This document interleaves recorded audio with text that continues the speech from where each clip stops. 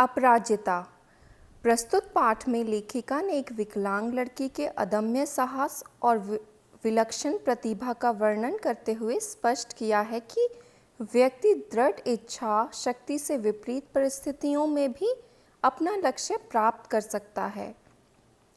कभी कभी अचानक ही विधाता हमें ऐसे विलक्षण व्यक्तित्व से मिला देता है जिसे देख स्वयं अपने जीवन की रिक्तता बहुत छोटी लगने लगती है। हमें तब लगता है कि भले ही उस अंतर्यामी ने हमें जीवन में कभी अकस्मात अकारण ही दंडित कर दिया हो, किंतु हमारे किसी अंग को इससे हमसे विछिन्न कर हमें उससे वंचित तो नहीं किया।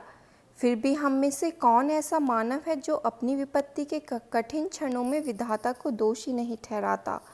मैंने अभी पिछले ही महीने एक ऐसी अभिशप्त काया देखी है जिसे विधाता ने कठोरतम दंड दिया है, किंतु उसे वह नतमस्तक आनंदी मुद्रा में झेल रही है, विधाता को कोस कर नहीं।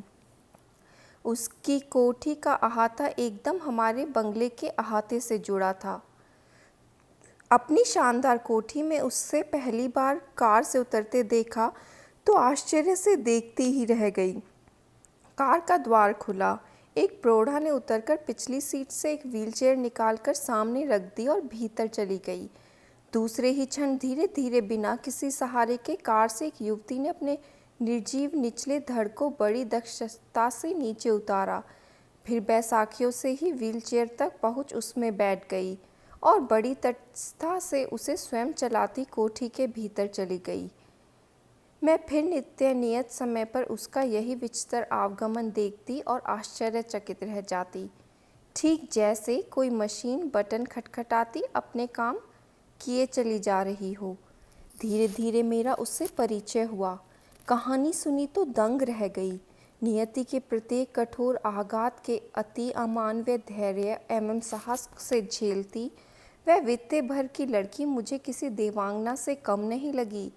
मैं चाहती हूँ कि मेरी पंक्तियों को उदास आँखों वाला वह गोरा उजले वस्त्रों से सज्जित लखनऊ का मेधावी युवक भी पढ़े, जिसे मैंने कुछ माह पूर्व अपनी बहन के यहाँ देखा था। वह आईएएस की परीक्षा देने इलाहाबाद गया। लौटते समय किसी स्टेशन पर चाय लेने उतरा कि गाड़ी चल पड़ी। चलती ट्रेन में हाथ के कुल्हड़ सहित चढ़ने के प्रयास में गिरा और पहिए के नीचे हाथ पड़ गया। प्राण तो बच गए पर बायां हाथ चला गया। वह विछिन्न भुजा के साथ साथ मानसिक संतुलन भी खो बैठा। पहले दुख भुलाने के लिए नशे की गोलियां खाने लगा और अब नूर मंजली की शरण गई है। केवल एक हाथ खोकर ही उसने हथियार डाल दिए। इधर चंद्रा, जिसका निचला धड़ है निष्प्राण, मांसपिंड मात्र सदा उत्फुल्ल है, चेहरे पर विषाद की एक रेखा भी नहीं, बुद्धि दीप्त आँखों में अदम्य उत्साह, प्रतिपल प्रतिक्षण भरपूर उत्कट जिजीविषा और फिर कैसी कैसी महत्वाकांक्षाएं।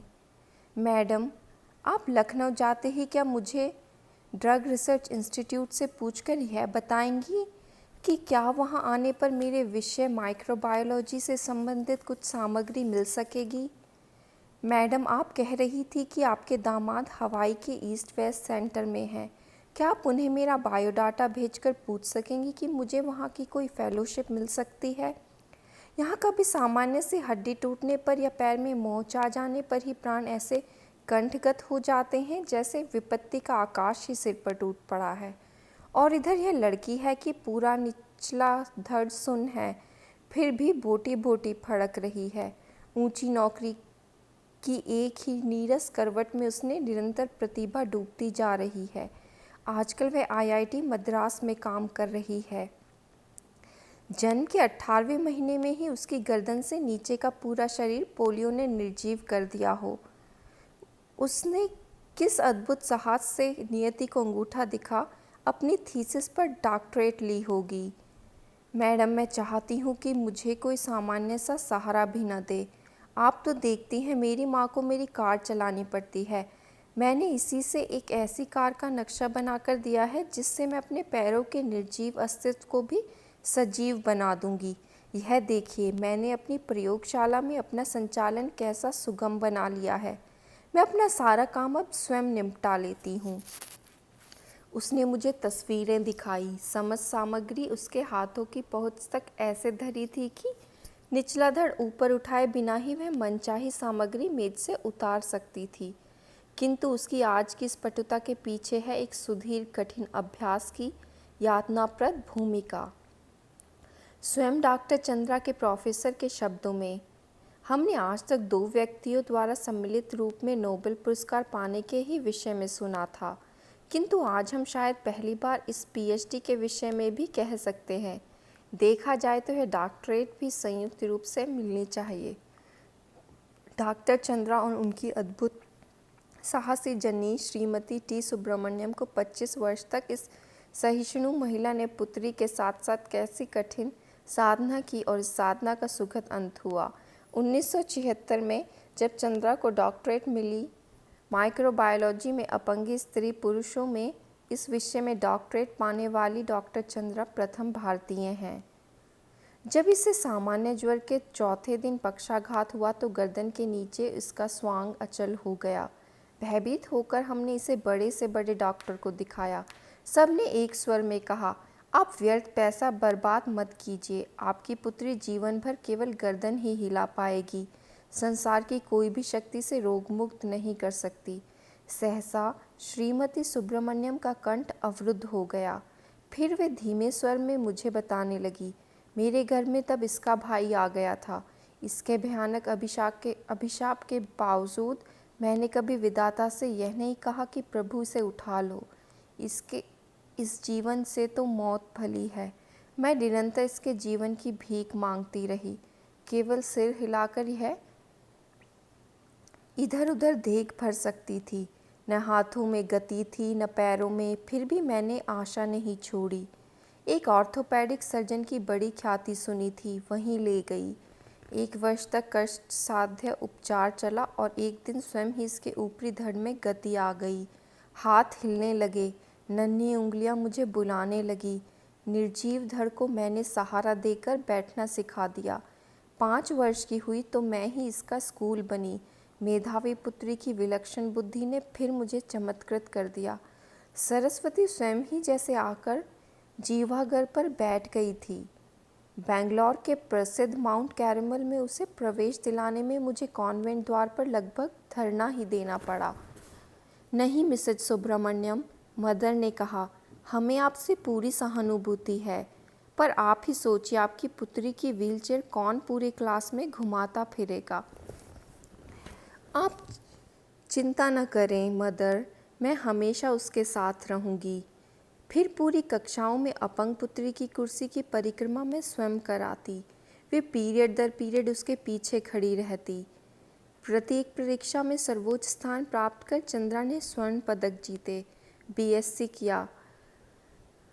प्राणी शास्त्र में एमएससी में प्रथम स्थान प्राप्त किया और बेंगलोर के प्रख्यात इंस्टीट्यूट ऑफ साइंस में अपने लिए स्पेशल सीट अर्जित की। केवल अपनी निष्ठा, धैर्य और साहस से 5 वर्ष तक प्रोफेसर सेठना के निर्देशन में शोध कार्य किया। इसी बीच माता पिता ने पेंसिल्वेनिया से व्हीलचेयर मंगवा दी, जिसे डॉक्टर चंद्रा स्वयं चलाती हुई पूरी प्रयोगशाला में बड़ी सुगमता से घूम सकती थी। लेदर जैकेट से कठिन जिरह बख्तर में कसी उस हंसमुख लड़की को देख मुझे युद्ध क्षेत्र में डटे राणा सांगा का ही स्मरण हो आता। शत विशत शरीर में असंख्य घाव, आभा मंडित भव्य मुद्रा। मैडम, आप तो लिखती हैं, मेरी ये कविताएं देखिए, कुछ दम है क्या इनमें। मैंने जब ये कविताएं देखी तो आंखें भर आई। जो उदासी उसके चेहरे पर कभी नहीं आने पाई, वह अनजाने ही उसकी कविता में झलक आई थी। फिर उसने अपनी कढ़ाई बुनाई के सुंदर नमूने दिखाए। लड़की के दोनों हाथ जैसे दोनों पैरों का भी काम करते हो, निरंतर मशीनी खटखट में चलते रहते हैं। जर्मन भाषा में माता पुत्री दोनों ने मैक्स मूलर भवन से विशेष योग्यता सहित परीक्षा उत्तीर्ण की। गर्ल गाइड में राष्ट्रपति का स्वर्ण कार्ड पाने वाली वह प्रथम अपंग बालिका थी। यही नहीं, भारतीय एवं पाश्चात्य संगीत दोनों में उसकी समान रुचि है। अपने एल्बम को अपनी निर्जीव टांगों पर रखकर वह मुझे अपने चित्र दिखाने लगी। पुरस्कार ग्रहण करती हैं डॉक्टर चंद्रा प्रधानमंत्री के साथ मुस्कुराती खड़ी डॉक्टर चंद्रा, राष्ट्रपति को सलामी देती बालिका चंद्रा और व्हीलचेयर में लेदर जैकेट में जकड़ी बैसाखियों का सहारा लेकर अपनी डॉक्टरेट ग्रहण करती डॉक्टर चंद्रा। मेरी बड़ी इच्छा थी मैं डॉक्टर बनूं। मैं अपंग डॉक्टर मेरी वर्गीस के सफल जीवन की कहानी पढ़ चुकी हूं। परीक्षा में सर्वोच्च स्थान प्राप्त करने पर भी मुझे मेडिकल में प्रवेश नहीं मिला। कहा गया मेरा निचला धड़ निर्जीव है, मैं एक सफल शल्य चिकित्सक नहीं बन पाऊंगी। किंतु डॉक्टर चंद्रा के प्रोफेसर के शब्दों में मुझे यह कहने में रंच मात्र भी हिचकिचाहट नहीं होती कि डॉक्टर चंद्रा ने विज्ञान की प्रगति में महान योगदान दिया है।